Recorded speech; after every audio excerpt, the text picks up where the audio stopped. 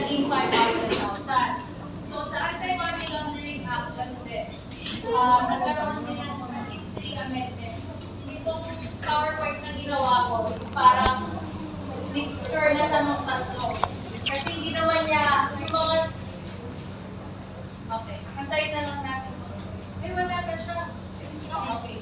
So yung mga subsequent naman na law, hindi naman niya completely ni-repeal yung previous. May in-amend lang siyang certain provisions. Okay. So yung first one, declaration of policy. Wala na tayo. Ito sa lang.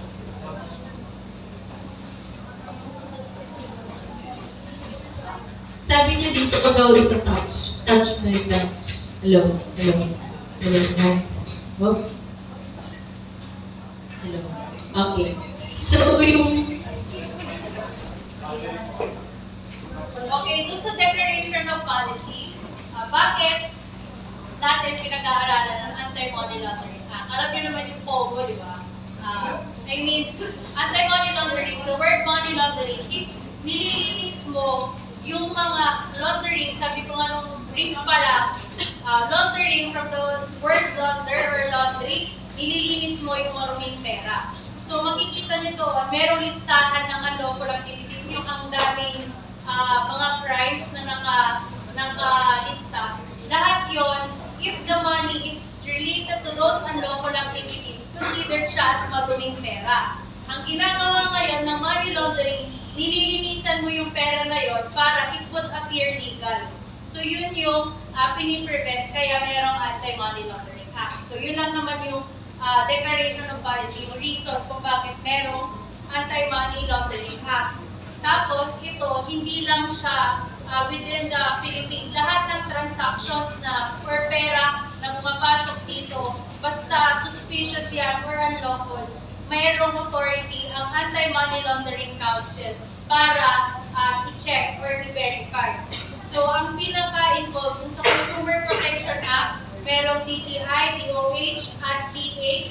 When we talk about Anti-Money Laundering Act, the council na mag-verify at mag-act is ang Anti-Money Laundering Council, FAAML. Okay. So, covered persons, sino yung mga kanino nag-a-apply yung Anti-Money Laundering Act. So, pero bago yan, punta muna tayo sa covered transaction. So, covered transaction is a transaction in cash or equivalent monetary instrument involving the amount in excess of 500,000 pesos within one banking day. Yun yung pinaka-tatandaan nyo. It is a transaction involving an amount not exceeding 500,000 in one banking day.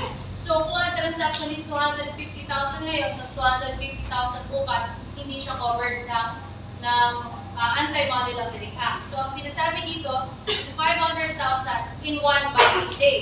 Okay? Eh, sino yung mga tao or juridical entities na involved? So, first one is gumagana na. So the first one, na juridical entity na covered are banks, non-banks, quasi-banks, pawn shops, money changers, remittance, and transfer companies, and other similar entities that are regulated by the BSP. Diba nabanggit natin last time that if the proceeds of the bank account or if the deposits and the transactions involves an unlawful activity under the Anti-Money Laundering Act, it is an exemption sa secrecy of the bank deposit law. So, dito sa bank, kapag nagamit, may deposit or may transaction na 500,000, mapapansin nyo dyan, i-verify yan lagi ng bangko na kung saan galing, kung kanino, dino-double check nila. Kasi they will need to verify kung part ba ng unlawful activity or suspicious transaction yung dineposit mong 500,000. And because it is covered by the AMLA, hindi siya ngayon violative of the secrecy of bank deposit kahit pa i-inquire ng bangko, hirap ng malaman. Kahit pa i-inquire ng bangko yung account mo. Okay, it also covers insurance companies, pre-need companies, and all other persons. Securities, dealers, brokers, salesmen, investment houses, and other persons, mutual funds, kunwari sa pag-ibig. Itong number 3 talks about investments. Yung una, yung mga deposito sa bangko, pag yan is more than 500,000 within one banking day, it is a covered transaction. Sa insurance companies, kapag yung premium, hirap ng choppy. Ayaw niya mag-klase. Okay. So kapag yung premium involved or yung insurance proceeds na makukuha more than 500,000 covered by AMLA, dapat i-verify. Kapag ang investment sa securities, sa mutual funds, at other mga entities na covered ng or regulated ng Securities and Exchange Commission, nag-exceed din ng 500,000, covered din siya. Tapos, jewelry dealers in precious metals, in excess of 500 din to. Hindi na siya, na-amend na. Precious metals, ibig sabihin ng precious metals, gold, silver, so mga nagbibenta ng mga gold, silver, and other precious metals. Pag precious stones, diamond, jewelry dealers of diamond, sapphire, ruby, alam niyo naman na yung gem, mga gem or jewelry. Company service providers. Okay, so company service providers acting as information agent, acting as a corporate secretary, acting as a corporate secretary, or providing a registered office. Basta yung company service providers dito is, for example, yung corporation nila, Alice. For example, meron kayong ginawang corporation. Tapos, ikaw, as a company service provider, you are tasked to make that corporation. Pero di ba dami lang yun? So, the deposits made by that corporation, involved din dyan yung service, yung nagbigay ng service niya para buuin yung corporation na yun. He or she is still covered by the AMLA. So, yun lang yung sinasabi dito. Those service providers who are involved in the creation of that juridical entity. Number 7. Ito. Yung number 7, ito yung general rule, tapos may exemption doon sa baba. So, those persons who manage their clients' money, securities, and assets, their bank savings and securities accounts, and organization of contributions. And yung tulad ng sinabi natin kanina, the creation of the business entities. But, di ba, tayo as lawyers and accountants, we also handle the money and the assets of our clients. So, for example, meron diyang case na involved for the processing fees is, for example, 500,000. Pwede ba akong pag merong ipinayad sa akin 500,000 yung kliyente ko, isa-subject pa ako for verification ng AMLC? Hindi. Because lawyers and accountants acting as independent legal professionals in relation to those information that are covered by their certain privileges, hindi siya covered ng AMLC. So for example, accountants, yung mga assets, mga income, yung mga other details sa businesses na ikinatiwala sa inyo ng client ninyo, if that exceeds 500,000, pwede bang i-inquire ng AMLC? Hindi, because those are an exemption. So, as a general rule sa number 7, person who provide and manage the assets of their clients, as exemptions dito, ang lawyer and accountants. So, covered transaction is 500,000. So, mamaya kasi we have to first know the definitions bago tayo makagawa ng example. Okay. So, B1, pag sinabing suspicious transaction, These are transactions. Hello? Okay. These are transactions regardless of the amounts involved.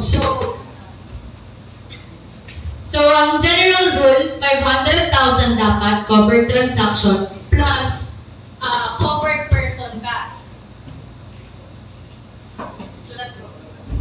So, general rule, para maging covered ka ng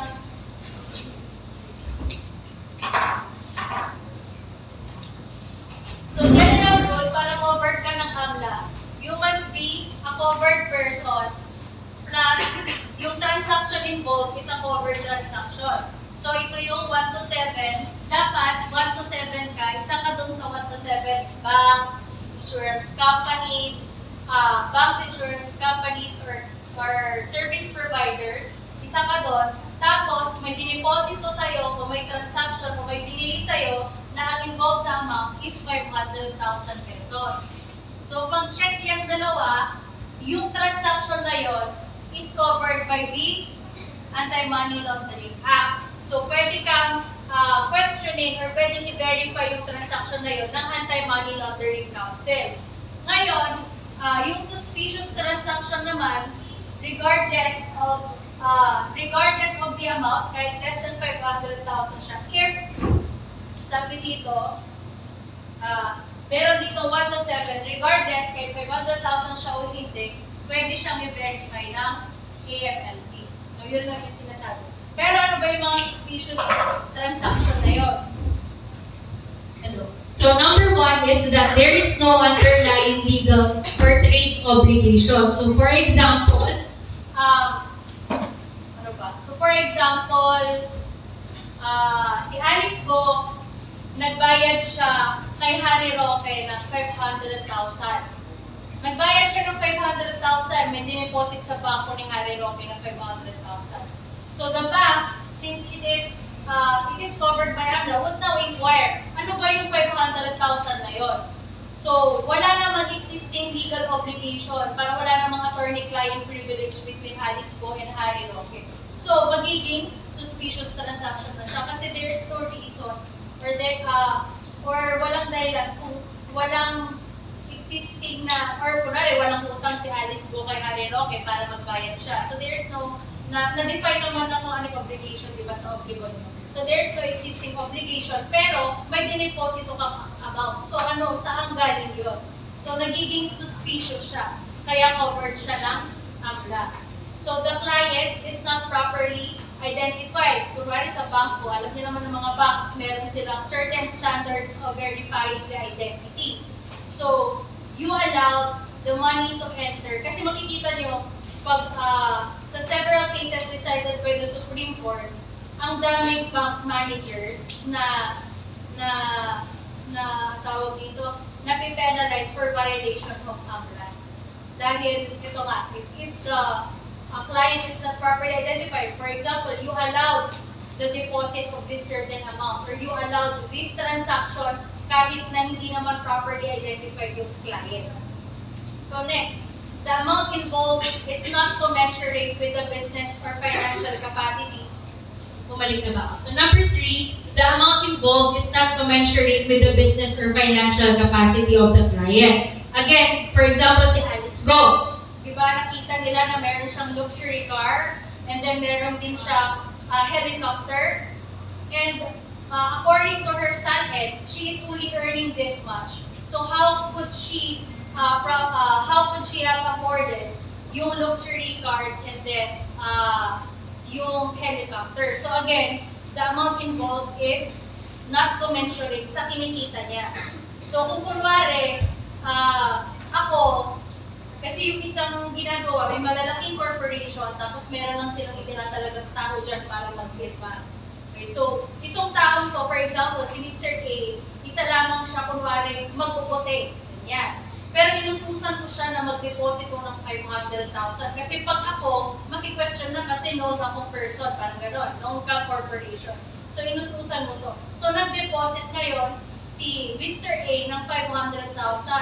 So, dapat, as a bank or as an insurance or as a covered person, you should inquire kung paano niya nakuha yung 500,000 na yan.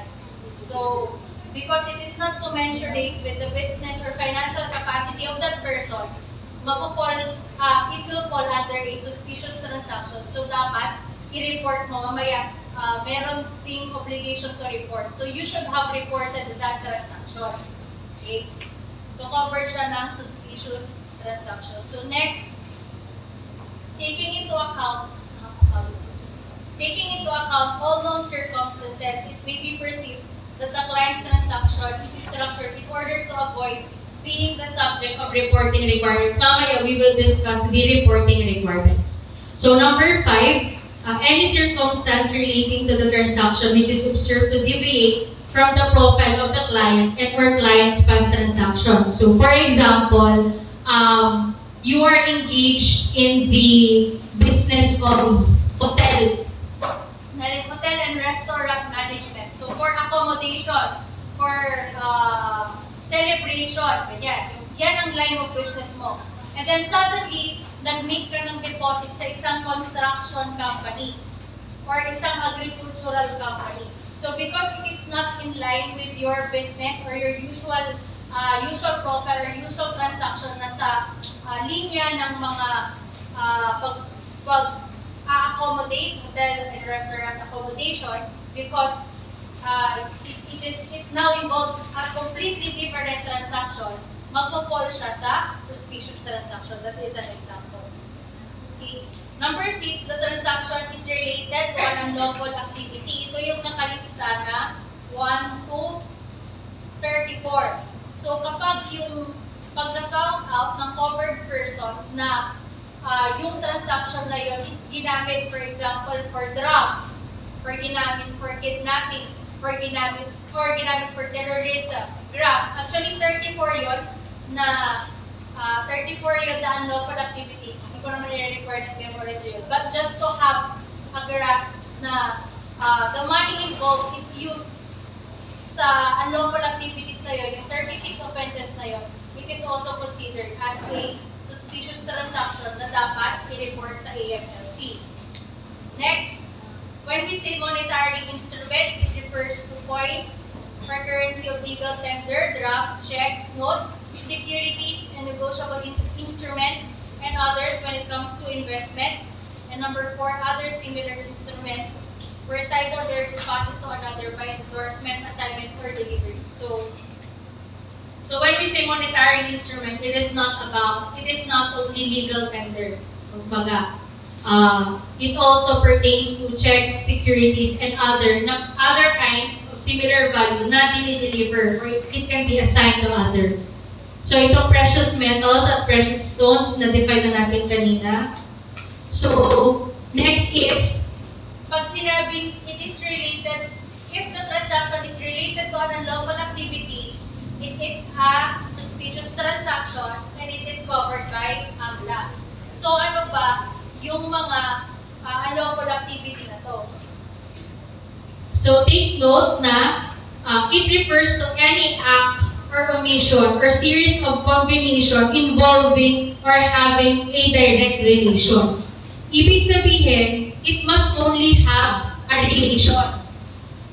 Dahil sabi niya, relation lang, di ba listahan siya ng mga crimes? So do you have to be convicted of these crimes para ma-subject ka sa Anti-Money Laundering Act? No. Ang sabi dito, you need not necessarily be convicted, but the transaction itself must have been related to any of these 34 na unlawful activities. So, for example, merong nahuli na drug. Yung number 2 kasi dyan, sections 4, 5, 6, 8, 9, 10, that pertains to the sale, possession of illegal drugs, yung mga yun. So, merong sa isang buy-bust operation, nahuli si Mr. A na merong shabu na worth 500,000. Okay?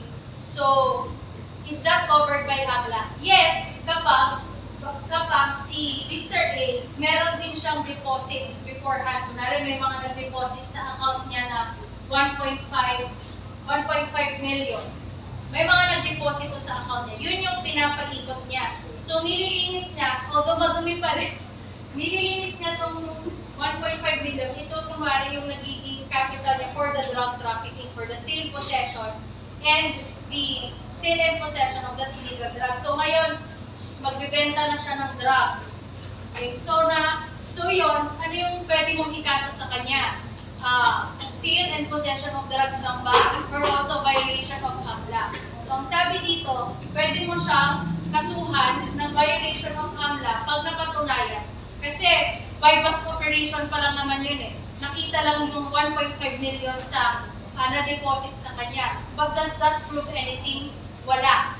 Okay, hindi pa siya fully convicted for the trafficking of drugs. Pero, that certain amount is related to that unlawful activity. At dahil related siya, doon na ngayon papasok yung AMLA. So, they could verify. Okay. Tapos, yung isa pang example, for example, si Mr. Kunwari, merong bank account sa US si Mr. A. Merong bangko sa USA na na-hack yung bangko, tapos may nakuhang around 5 billion pesos. Tapos, after several deposits, napansin nila na si Mr. A, sa bank account niya, nagde-deposit siya from time to time ng 500,000. Tapos yung amount na yan, wini-withdraw niya ulit. So, wini-withdraw niya, tapos, i-withdraw niya kunwari yung 500,000, tapos, pupunta siya ngayon sa casino, tapos ipanggagamble niya. So, ngayon, pag yung pera na yun, itinaya niya na dun sa casino, matitrace pa ba nila kung saan nanggaling? Hindi na, di ba? So, that is money laundering. Nililinis mo. Pero, dahil hindi mo na nga mahanap kung saan nanggaling, dito ka na ngayon magsisimula.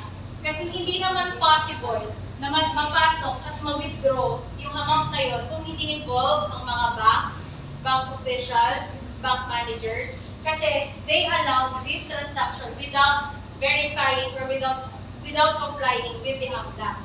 Okay? So dahil doon, hindi lang si Mr. A ang pwedeng liable sa AMLA. Pati yung bank managers or bank officials na inalaw yung transaction, magiging pwede din silang subject ng violation sa AMLA. So yan lang naman yung, so kunwari ito, yung i-iterate ko lang, may na-hack na 5 million sa bank account abroad, sa US for example. So hinahanap na nila kung asan napunta yung na-hack na amount na yon. And then, after verification, napansin nila na si Mr. A inuunti-unti niya, nagde-deposit siya ng tigpa 500,000 sa account niya, tapos the next day,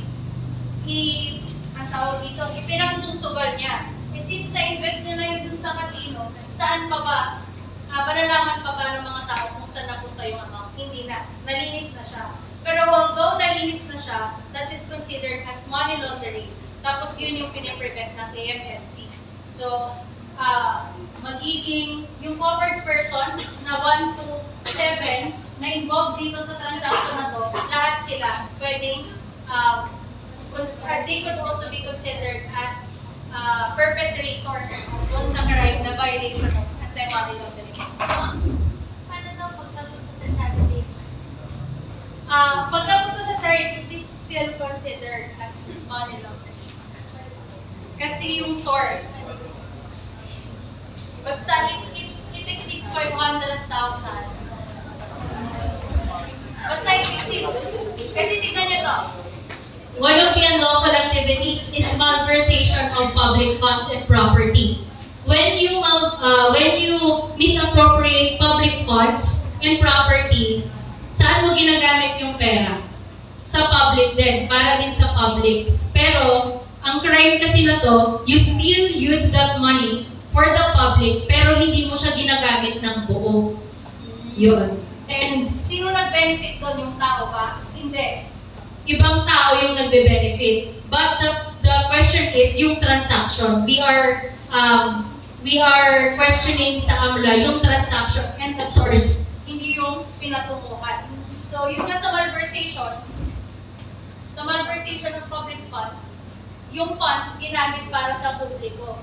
Pero, saan ba yun nanggaling? So, parang, ano ba ito? Yung kay Alice Go din, yung mga sa POGO operations. Imposible. May mga pera siguro silang tinideposit sa China. May mga pera din na galing sa China na nade-deposit dito. And that, kung strictly na i-implement ng AMLA, dapat hindi nag-prosper yun. Pero, meron silang cohorts. Siyempre, meron silang mga, napansin nyo naman, nakaalis nga siya ng bansa. So, ideally speaking, hindi ko naman sinasabi kasi ganyan talaga sa law. Ideally, para naman na kayo nanonood ng TV show, ideally, yung mga transaction ni Alice Go na involve ang millions of money, it should have been caught in the eye of the Anti-Money Laundering Council.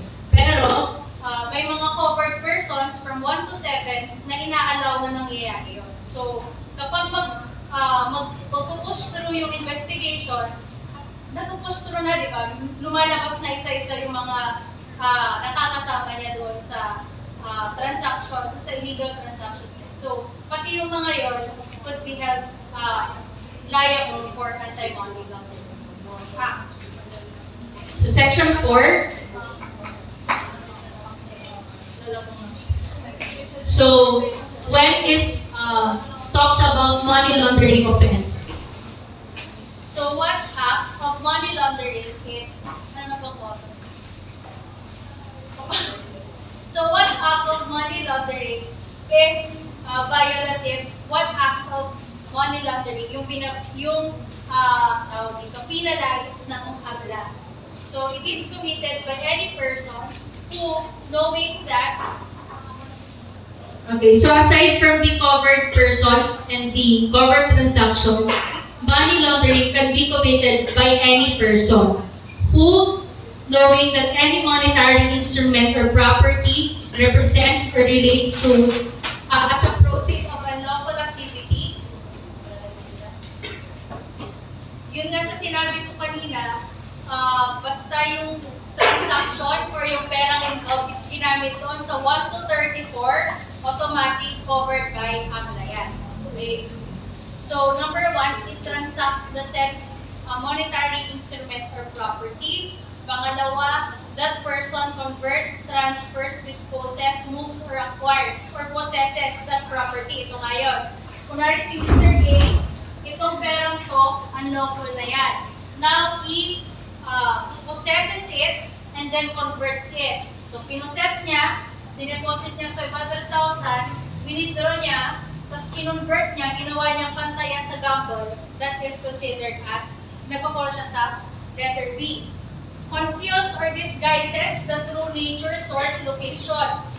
So, ngayon, at the onset, dapat hindi na na-deposito ni Mr. A yung 500,000 or 1 million sa bank account. Kung si bank manager, tatanungin niya, saan ba galing yung 1 million mo? Diba, based on my experience, yung mga clients ko, kapag deduct sale yan ng lupa, at ang bayaran is 1 million through banks, hihingi ang bangko ng kopya ng deduct sale. They should see the reason why you are depositing that account. So that is ideally. So for example, nag-deposito si Mr. A mula dito sa 5 million ng 1 million sa bank. So the bank is required or obliged to inquire kung saan galing ang 1 million na yan. Kasi pwedeng, ngayon, kung na-feel ng bank na it comes from a unlawful activity, meron siyang reportorial requirement. Dapat i-report na yun sa AMLC. So ngayon, kung hindi niya i-report at nag-proceed pa rin yan, dahil kinonceal ni Mr. A na yung 1 million na yan is galing doon sa hinak na amount doon sa US Bank, dahil hindi niya sinabi, okay, nagpo-fall siya sa letter C, is considered as offense kasi he concealed and disguised the true nature, source, and location of the property, of the amount. So, same with the drug trafficking. Diba? Hindi niya naman sinabi na yung pinambili niya ng shabu is galing din sa isang amount from offshore. Galing pa sa sa outside the country yung amount na yun. So, basta involved siya sa unlawful activity, it is covered by anti-money laundering. So, next is attempts or conspires to commit. So, as you can see, hindi pa siya, paulit-ulit ko sinasabi na you did not necessarily be convicted of the unlawful activity. Even if you just attempted or in relation to that activity, it is also covered by the Anti-Money Laundering Act. Tapos letter E, ito important, aids, abets, assists, or counsels the commission of the money laundering offense. So ito na yung sinasabi ko mga bank managers, bank employees, yung mga service providers na nag-handle ng pera ng mga kliyente. They just by aiding or tinutulungan mo yung certain tao na mag-proceed doon sa kanyang money laundering offense, that is already considered as a violation of the Anti-Money Laundering Act. Example niyan, ito real life experience ko, na hindi ko na sabihin kung sino client, pero meron ako isang client, meron lang siyang owner siya ng resort, tapos yung resort na yon is nakalist siya sa Agoda for 30,000 per night ang kanyang rent. Ay, paano ba tawag pag mag-rent? Stay in, hindi ko alam na kung mag-hotel. Pero yung 30,000, di ba usually, pero yung quality ng room is only for 1,000 per night. Pero nakalist siya as 30,000. So, ayun, so every time, so meron ngayong, para ma-picture nyo kung paano. Ito relate ko, pero attorney-client privilege. So, for example, may isang tao, meron siyang business. So, yun nga, hotel and resort yung business niya. So, meron siyang resort. So, ideally, ang one night ng resort, pag mag-i-stay ka sa resort is about, may nag-record mo. Wala nag-record? Privileged information. Hindi ko naman sasabihin yung identity. So ideally, isang gabi, kapag mag-i-stay ka sa resort is 1,500. Ngayon, nakalisting yan online na ang per night niya is 30,000. Kunwari. Ngayon, merong kunwari na tao, magre-rent siya dyan. Diba? Magre-rent siya. So, isang gabi niya, 30,000. So, 5 days niya, 150,000. So, yung pera na binayad niya dito, it could be considered as an expense. So, yan, itong amount na to, nalinis na. So, ang ginagawa ng resort na to, dami lang siya. Nililinis niya lang yung pera. Para may million siya, may 30 million siya. But the 30 million, mainit sa mata yan, malaki yan. So, nililinis niya unti-unti. Nililinis niya yan konti-konti by doing that. Yan lang yung, pero, hindi naman natatuloy.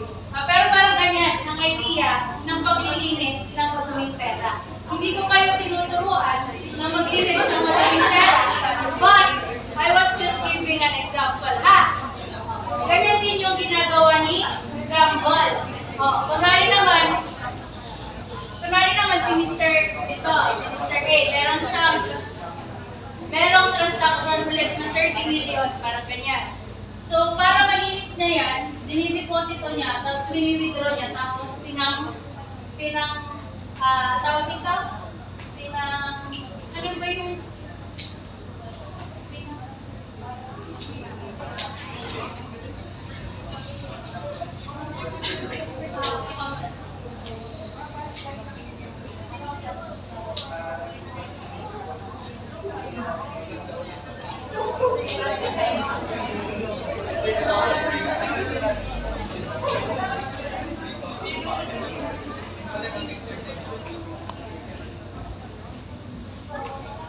nakapag-talk na daw ba sila about sa resort? Yes. So,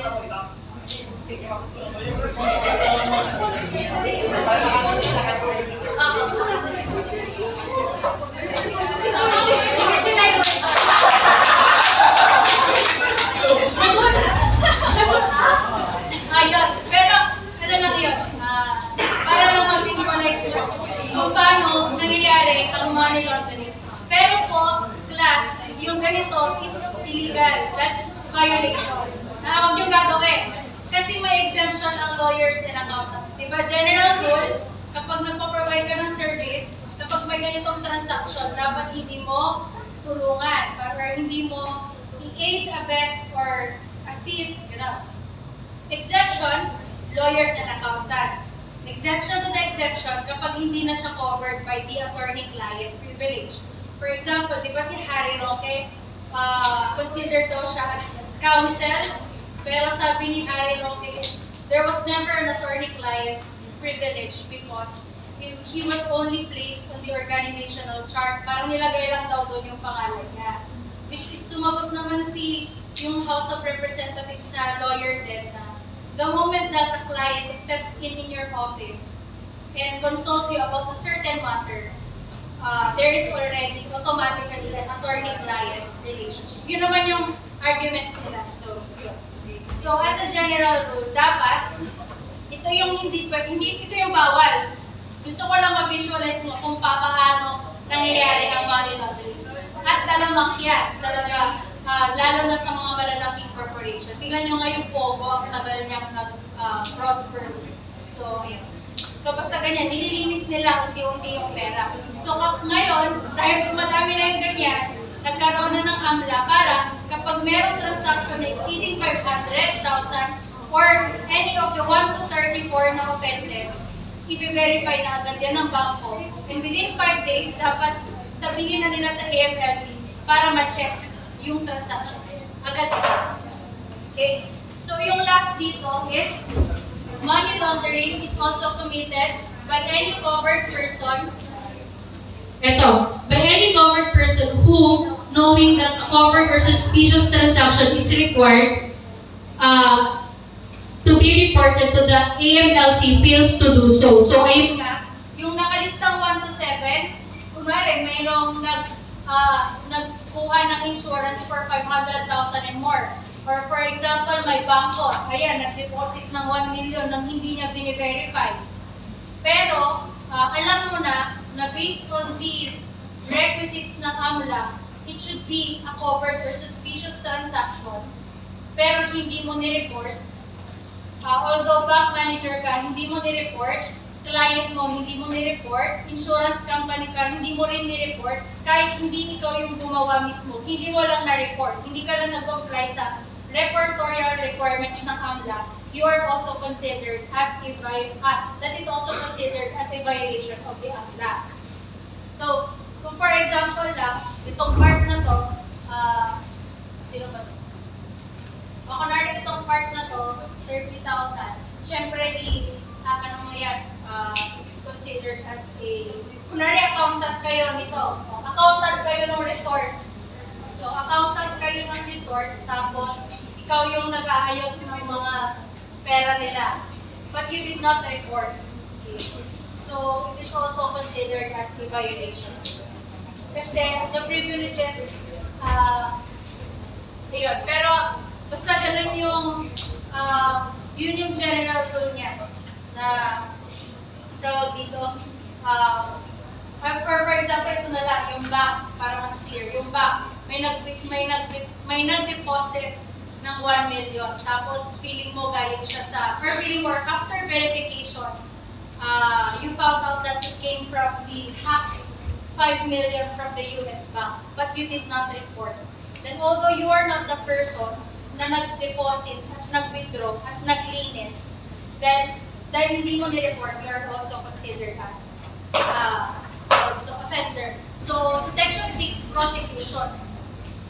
Ito, sinabi ko na kanina. Di ba merong 1 to 34? Those are all either criminal or administrative offenses. So, pwede ka bang makasuhan ng criminal offenses na yun and ng violation of the Anti-Money Laundering Act? Yes, they are prosecuted separately.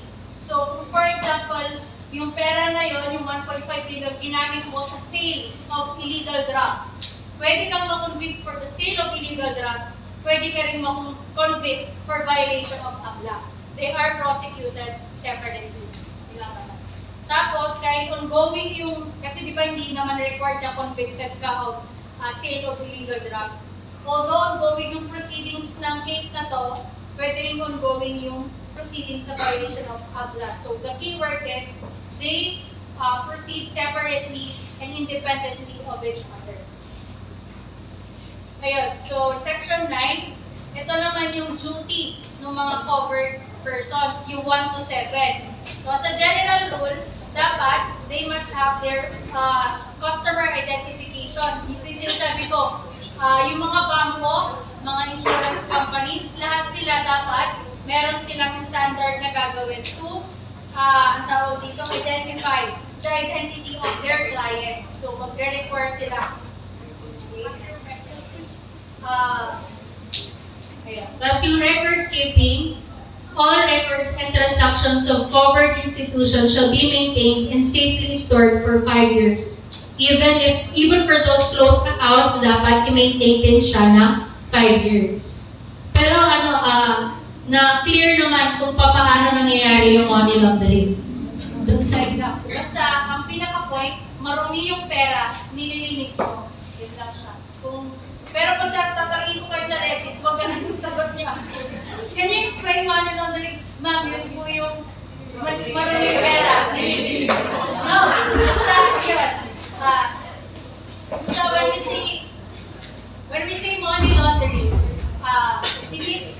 ito yung covered transaction. It is a covered transaction. Ibig sabihin, it is committed by the covered persons 1 to 7 and the transaction is 500,000 pesos and more within 1 banking day. Or a suspicious transactions that has relation to the 1 to 34. Yun lang naman yung considerations para una, dapat itong dalawa magkasama. Pangalawa, it must relate doon sa 1 to 34 na unlawful activity. Covered na siya. Tapos pangapat, hindi mo ni-report kahit na alam mo na merong nangyayaring ganito. Yun lang naman yun. Pag meron na yun, covered na siya ng AMLA, ng anti-money laundering. Ito yung sinasabi ko na yung covered persons, which is yung 1 to 7, are required to report all covered transactions and suspicious transactions within 5 working days. So dapat i-report nila. If they fail to report, their failure to report is considered as a violation din ng AMLA. Ayun. Ito din, lawyers and accountants acting as independent. Lawyers and accountants, ang exemption lagi ay ang lawyers at accountants. Dahil very unique tayo. Kaya hindi tayo kasama. So lawyers and accountants are exceptions. They are not required to report covered and suspicious transactions. Okay. Hindi lang sumigaw mo. Tapos silang natin matatapos na. Tapos umila. Yung safe harbor doctrine naman,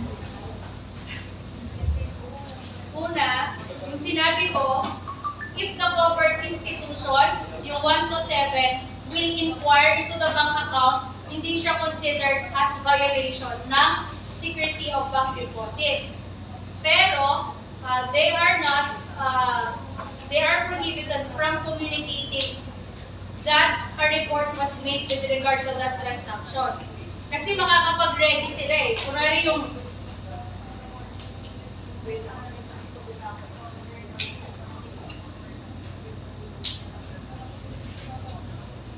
okay.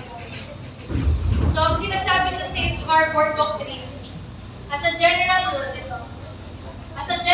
rule, yung covered persons na 1 to 7 shall not be held liable if they inquire into the bank deposits. Hindi siya considered as violation ng secrecy of the bank deposits. But, kung kunwari, si bank manager, gumawa siya ng report about a suspicious transaction ni Mr. A, dapat hindi niya yung i-communicate kay Mr. A. Why? Kasi, mapiprevent niya na. Hindi na, ang tawag dito, malilinis niya na ulit yung nilinisan niya. Parang hindi na siya, you should not communicate kay Mr. A. Kasi pag nalaman ni Mr. A, alam niya na kung paano lusutan kapag mag-i-investigate na yung AFSC against sa kanila.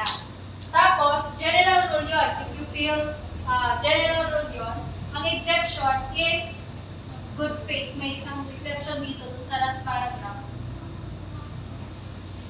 Diba, if you fail to report, you are criminally liable. But, no administrative, criminal, or civil proceedings shall lie against any person for having made a covered transaction report in the regular performance of his duties and in good faith. So, for example, si bank manager, di ba, hindi niya nagawa yung duty niya to verify, to identify, or to report.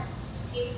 General rule, he or she should be criminally liable. Exception, if, ito yung safe harbor doctrine, if it is made in the regular performance of his duties and it is made in good faith. Tapos, nakalagay ba sa syllabus? Nakalagay sa syllabus. Check ko lang. Kung nakalagay sa syllabus freezing.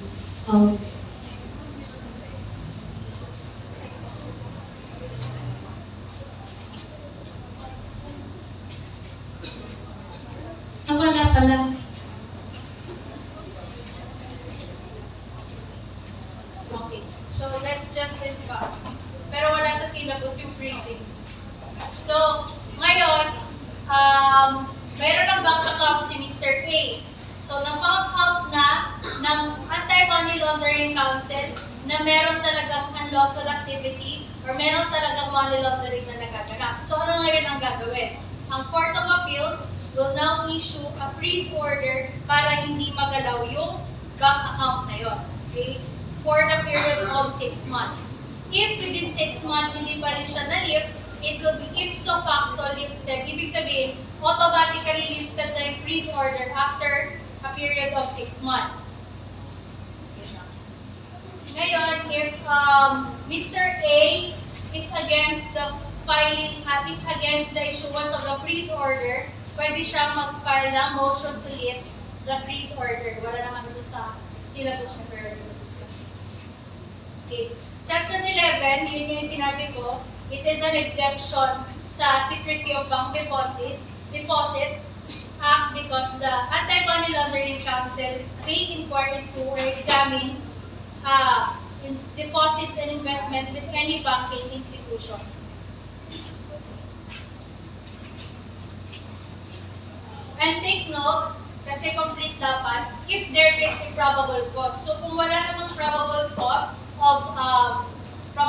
that a money laundering offense has been committed, then hindi sila pwede na mag-inquire. But there must be a probable cause that a money laundering offense has been committed, and only then the AMLC may inquire to the bank deposit.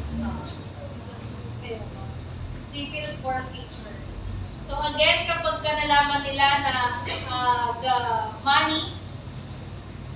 the monetary instrument or property is involved in a money laundering offense or any unlawful activity, then it could be forfeited. Ngayon, ang problema ngayon dito sa part na to, ang problema ngayon, Hindi naman na ito tatanungin, but yung assets mo, they will all be forfeited to answer doon sa money laundering amount na involved or nawala. Siyempre, babayaran mo yung perang nilinis mo. So, once proven guilty, you have to answer for that obligation. so ano ngayon yung mangyayari? They will forfeit your assets. So, since nalinis mo na, di ba nalinis mo na, hindi na nila matatrack kung saan nang galing, kung nasaan na yung pera, kung nasaan na yung pera involved doon sa money laundering offense. Then, kunwari kung 5 million, nalinis mo na yung buong, kung ikaw si Mr. A, nalinis mo na yung buong 5 million. So kahit ano gawin ng AMLC, hindi na nila matrack kasi pinangkasin mo na, hindi na nila matrack kung kanino, kung saan napunta. Hindi na mababawi. So ano ngayon yung gagawin? You will be held liable to pay 5 million of the equivalent amount na hindi na hanapin. Ikaw na mismo yung liable to pay for that amount. Yun lang naman yung sinasabi nila. So yung freeze order, it is needed for investigation. Yung forfeiture, it is needed to answer for the civic obligation. So, yun lang naman yung anti-money laundering. Anong susunod sa anti-money laundering?